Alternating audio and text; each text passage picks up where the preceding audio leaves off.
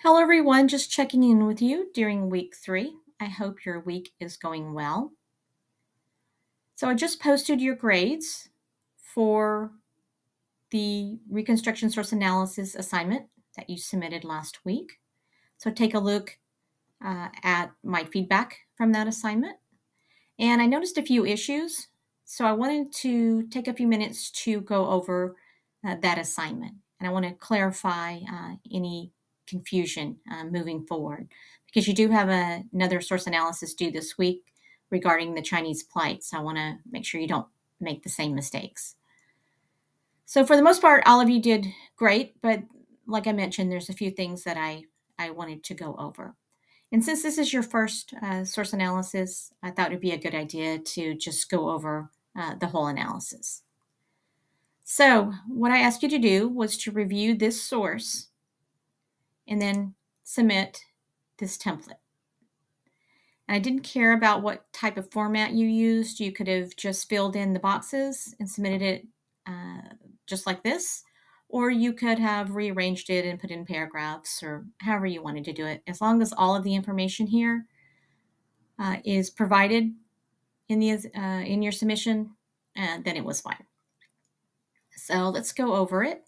The source title is not the Freedmen's Bureau or the Freedmen's Bureau Online. It is the reports of outrages, riots, and murders, January 15th, 1866 to August 12th, 1868. Don't confuse the title of the web page with the title of the source or the document. The web page is just the means or the medium in which the source is displayed or provided to you. So don't make that don't get that confused. All right, so the next item was the source date. The source date is actually January 24th, 1866. It is not this date. This date is just the report itself, like the dates that it covered from the time period. So don't get that confused.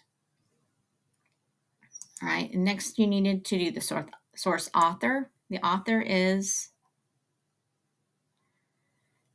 John M. Jones, and he is representing the Bureau of Refugees, Freedmen, and Abandoned Lands. He's basically the superintendent, and he's writing to Major General Fisk. So, what's next? Whether you needed to tell me whether it was a primary, secondary source. This is a primary source, and the way we know that because it was written during the time period, January 24th, 1866.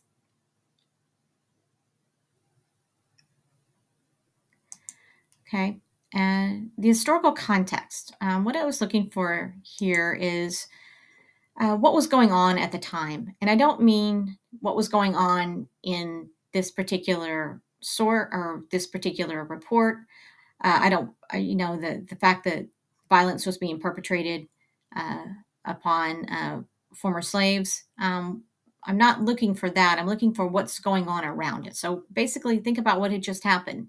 Well, we just had a civil war, and we were trying to reconstruct the country. So Reconstruction was going on. They were in the process of passing the Reconstruction Act.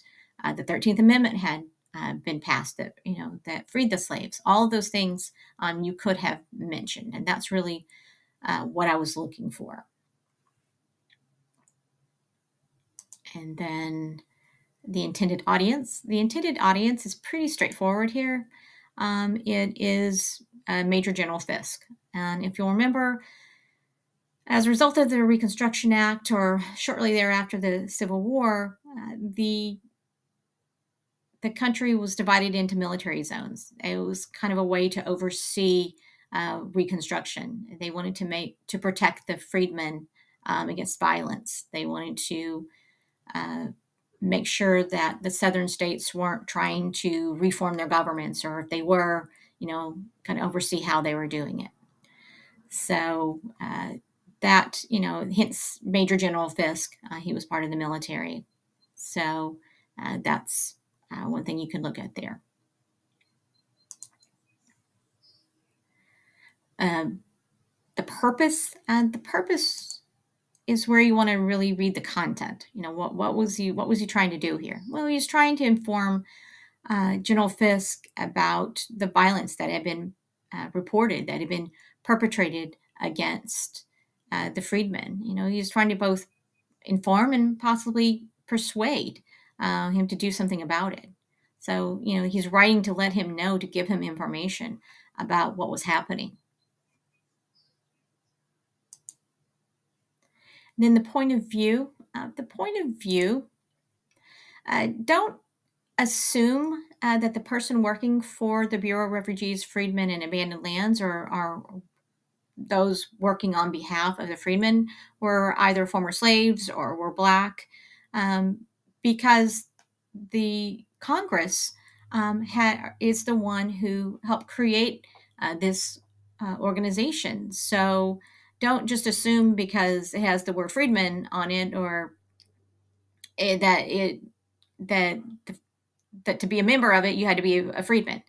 They were just representing the interest of that, and that included a number of different people. So don't make that assumption about ethnicity or race or anything like that.